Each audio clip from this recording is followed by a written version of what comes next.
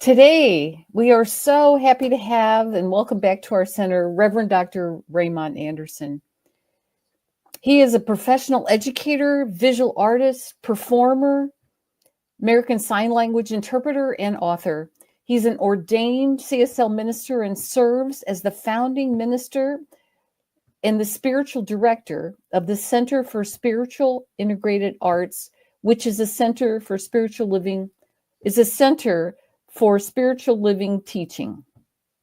Please join me in welcoming back to our center, Reverend Dr. Raymond Charles Barker.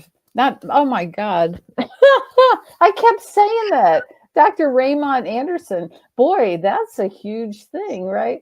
He was my teacher's teacher, and I read all his books. Oh my God. Anyway, happy to have you. When we're in the flow, right? Yeah, Raymont Anderson. Oh my Amen. God. Amen. Thank you, Judy. So CSL Midtown, what's up? Feels like I was just there with everybody. So namaste, happy holidays, and happy blessed you.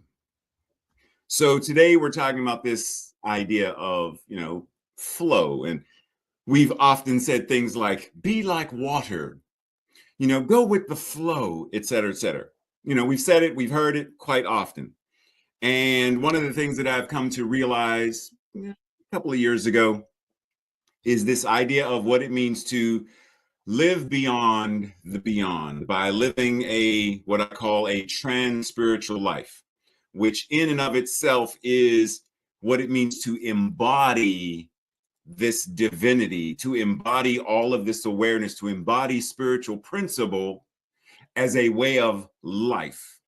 And one of the things that comes up is, referencing this, be like water, go with the flow, blah, blah, blah, is do we believe that God is all there is? Because if we believe that God is all there is, then no matter where we go, God, no matter what we do, God, no matter what we drink, God, no matter what we call on, God, no matter what, God. So this thing called flow, God, is already present. So it's not a question of are we going with the flow? The question is, in what way are we flowing? Are we flowing in a manner that is non-life affirming? Right? Like this thing called speech. I could use words to utter great poetry. The words flow from my mind, from my heart, from my soul, from my lungs, up through my throat, across my vocal cords and out my mouth. The words flow. And in the same way that I can flow with great and beautiful poetry and compliments, I could flow with curses and insults. Well, but why? Because that which God is. The infinite law is always operational. So once again, the question isn't, are we flowing? But the question is, how are we doing so? Are we doing so? You know what? Let's pause and say, this is our invitation to do so in more and more life-affirming ways. Pause and breathe.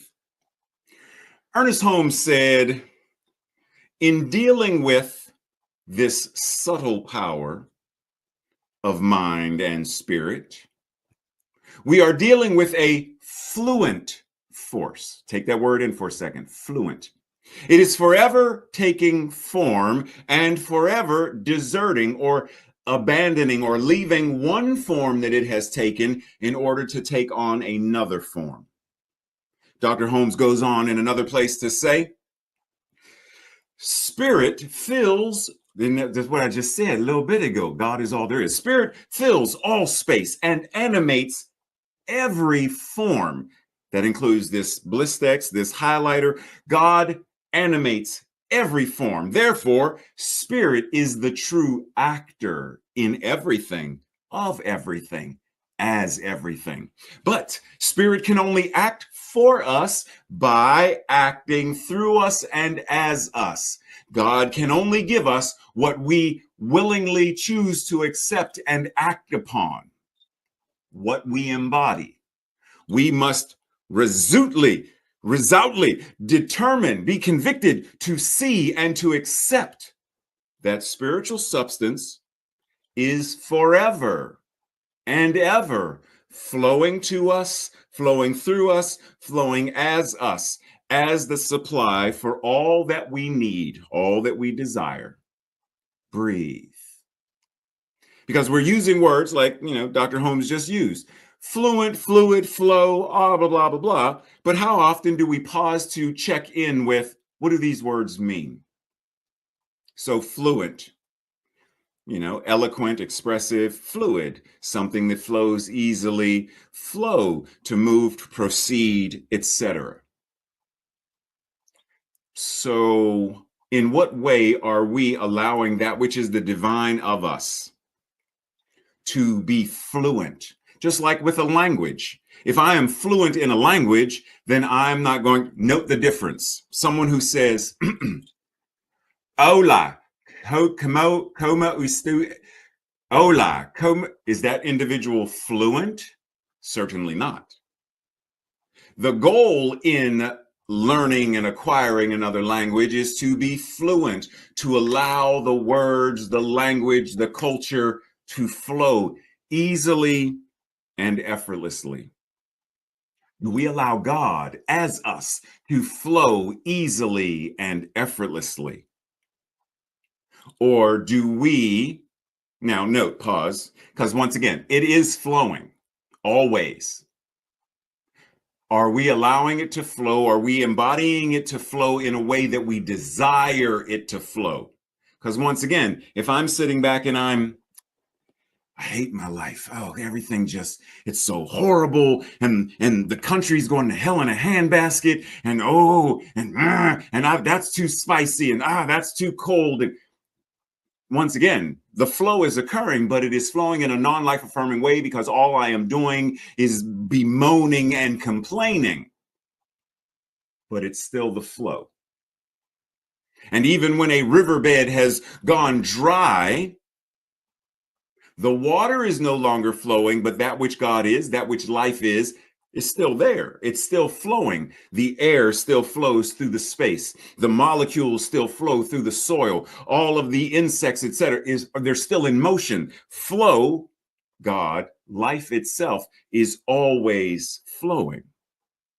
So our invitation is to ask, well, if flow is the melting together of consciousness and action, the state of balance between a particular skill or activity and how challenging that activity or task is, then think about, someone like a dancer, an archer, a surfer, etc. When we are thinking about these things, there is this skill, this task, this activity. And when the person embodies the dance, there's no separation between the dancer and the dance. It is simply the dance happening.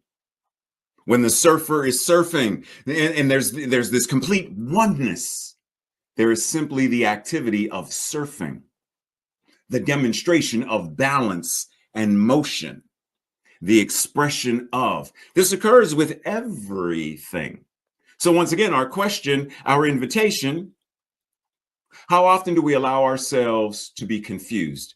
Dr. Holmes said, a practitioner of this science should not be confused over any given form, but should know that any form which is not of the original harmony, life affirming, is subject to change.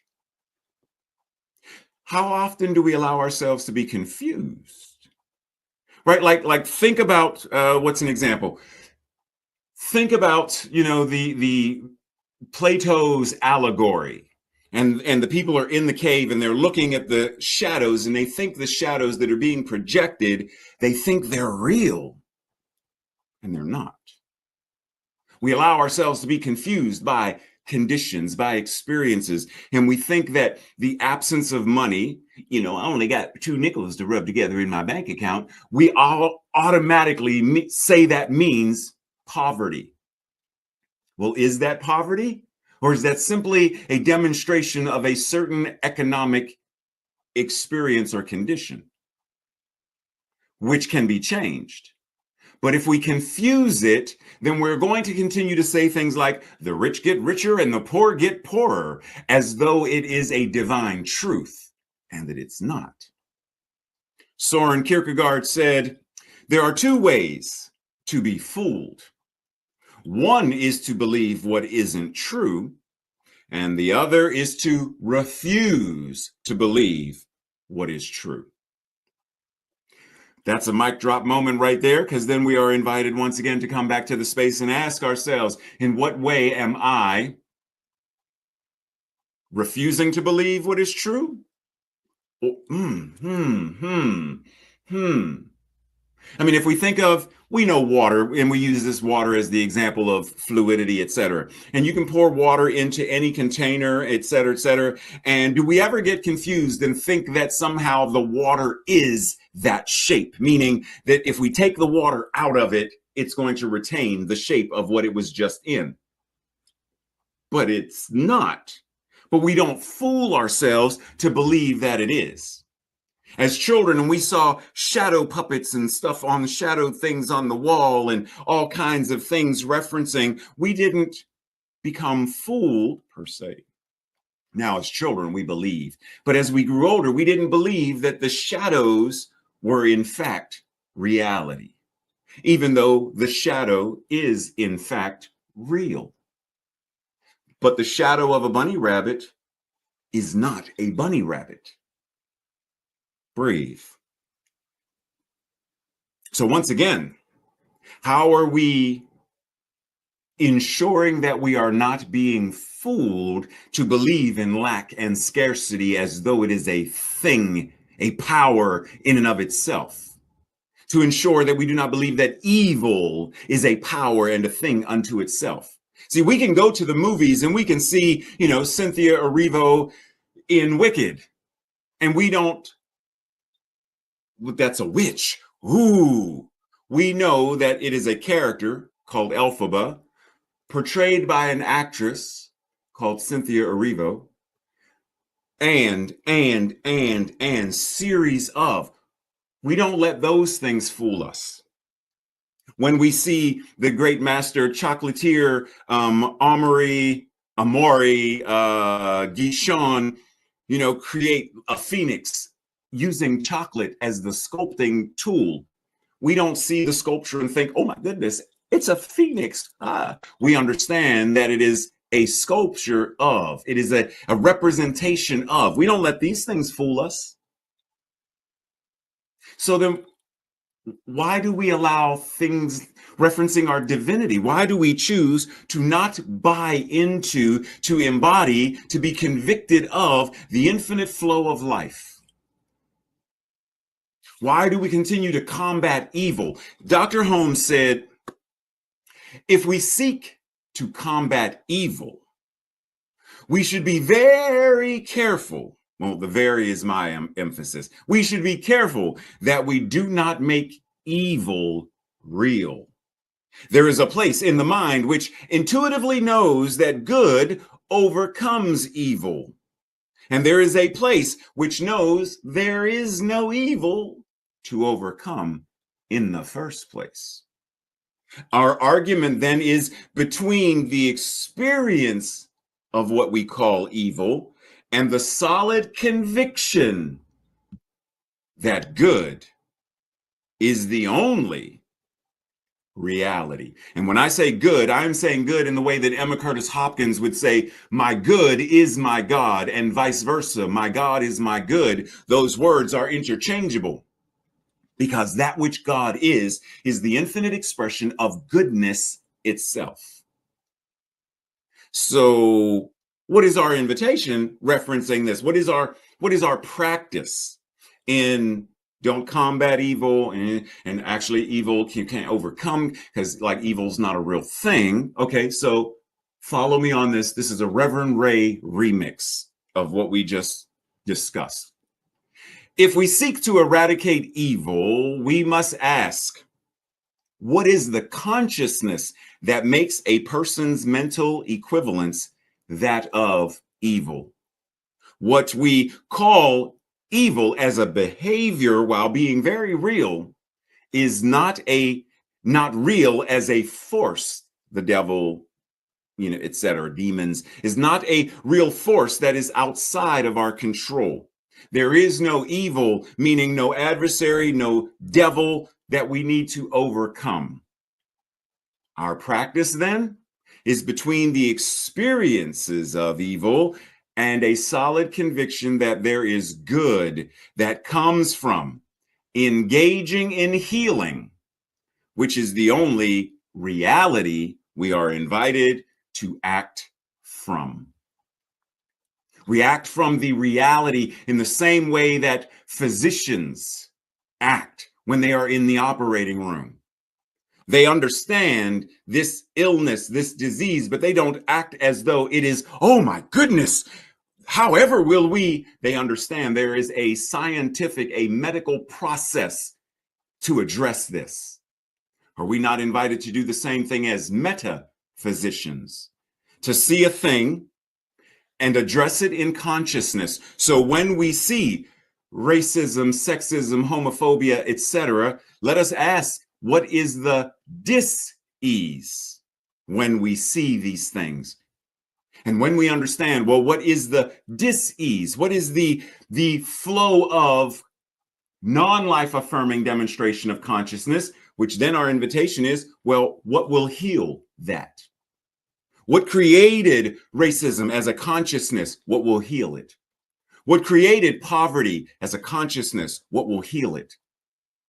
This is already flowing for many. If this is not life affirming, then let us go to our Declaration of Principles, where we understand as a practice, we believe the ultimate goal of life to be a complete freedom or emancipation from, liberation from all discord of every nature, and that this goal is sure to be attained by all. See, we have these as action steps that we are invited to take in and embody, to flow with, in order to shift and change conditions, to change one form, poverty, into another form, abundance. And I'm not talking abundance like Elon Musk, who makes $17 million an hour, because that form of abundance is corruption and hurts people. I'm talking about abundance where this person realizes they have more than enough food. They have more than enough of what they need, because we are a demonstration of an infinite universal power. So rather than flowing with this, the woe is me, let's flow with the, oh, it is me. Two different ways that we can flow. Dr. Holmes invites us, he says, the highest consciousness is not one of possession, hoarding things and getting more things, green lights and parking spaces. It is not one of possession, but it is one of being. The greater your consciousness of being, the more automatically will the law flow from this consciousness into the acquisition of the things that you need and the things you desire. Because when we are flowing from that space, the manner in which I desire and need could never detract from or somehow reduce the amount that Judy needs or desires, and her ability to have it, or Vance to have it, or Diego to have it. Because when we are operating from this space of being, that which God is, there is more than enough God for all. But when we believe that the highest consciousness is one of got to get more, got to get more, got to get more, so they don't have, get more, so they don't have, get more. I want my grass to be greener than their grass. Why? Why engage in the flow of competition to the degree where it is now non-life affirming, where it is harmful to another? See, this idea of the consciousness of being, we understand in the Bible, Psalm 46:10, be still and know that I am God. Be still and know that I am awake. As the Buddha said, I am awake and ever awakening to my divine self. Be still. Do not struggle or try to exert your human will in order to move in life. Flow and know who and what you are and live by being what you know yourself to breathe. Because this is a huge call to action.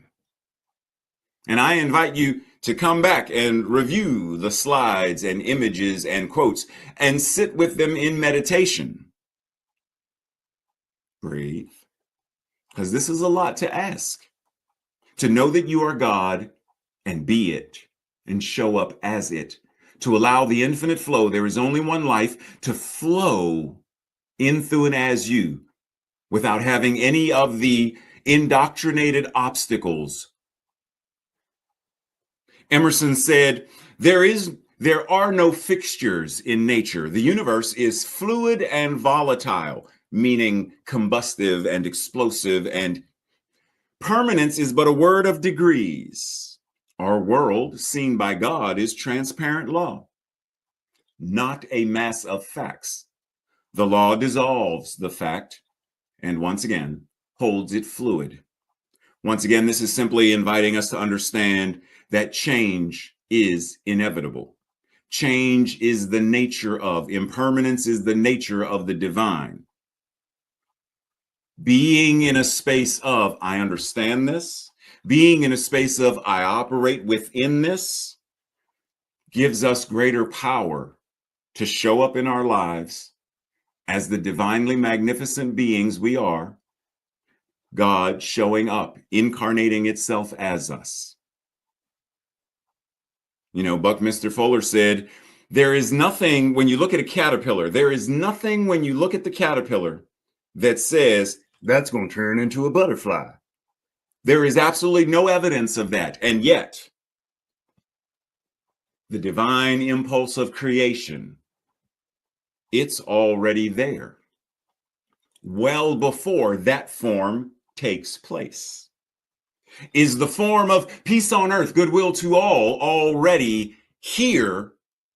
It just has not manifested as that form in the same way that the butterfly is already in the form of the caterpillar. It's already there. It simply must metamorph into the new form.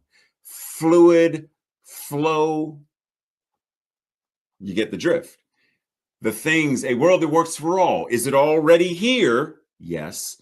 It simply needs each of us to do what we need to do to go into the cocoon of spirit, still being what we are, to transform and metamorph into a new, open at the top, being who knows who and what they are. Joel Goldsmith said, God expresses God, and that expression appears as you. Dr. Holmes said, for the highest God and the innermost God is one God and not two. Meister Eckhart said, and you've heard me say this one before, between me and God, there is no between.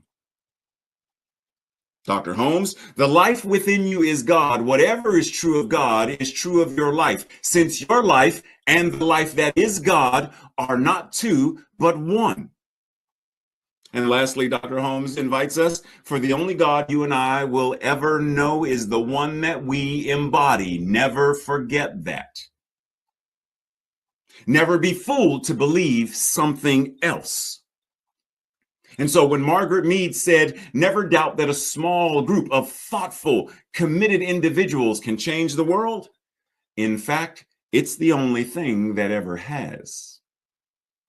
Breathe that in. It's the only thing that ever has. Are we thoughtful to that degree? Are we being to that degree? Are we acting from that being to that degree to change and transform the very scope of the current forms and conditions and experiences? There's war happening in various places on this planet. Do we accept that?